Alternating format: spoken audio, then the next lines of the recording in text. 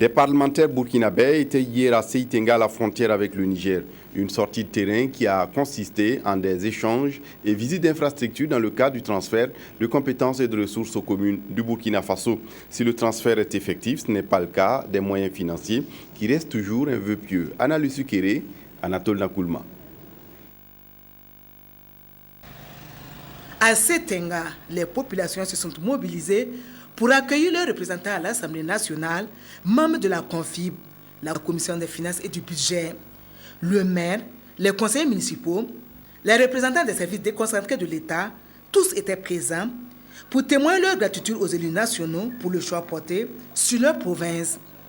Ils entendaient également partager avec leurs hôtes leurs préoccupations suite au transfert des ressources et des compétences aux collectivités territoriales. Je peux citer par exemple la défaillance des motos. Il y a la réhabilitation du CSPS, puisque le CSPS est incorporé à la maternité. Si on pouvait avoir des services un peu séparés, puisque c'est restreint. Ce n'est pas très honorable ou très intéressant de voir dans certaines classes des directeurs qui sont assis ou des maîtres de classe assis sur des montées en train de dispenser leurs cours. Et ne soyez pas surpris de voir ailleurs des classes qui sont pratiquement à ciel ouvert et de mettre face à ses enfants. Et je vous avoue, même si il est quand même motivé à faire son travail, ce n'est pas du tout encourageant, quoi. Ces difficultés sont liées à l'insuffisance des ressources transférées.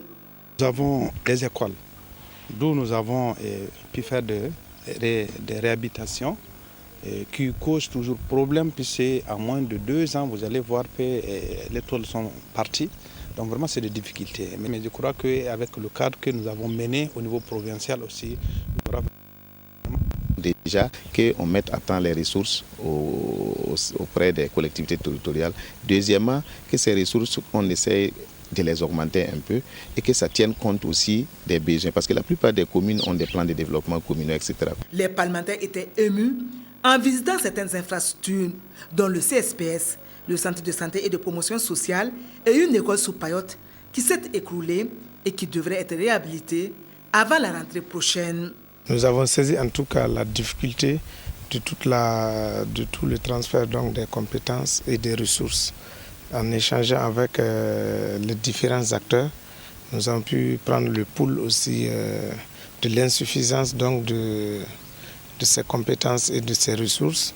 En attendant leurs recommandations, les membres de la CONFIB pensent que dans l'urgence, il faut revoir les procédures de passation des marchés publics pour éviter les lenteurs et les lourdeurs administratives et renforcer les compétences des agents des collectivités territoriales pour que le processus de transfert puisse véritablement prendre son envol.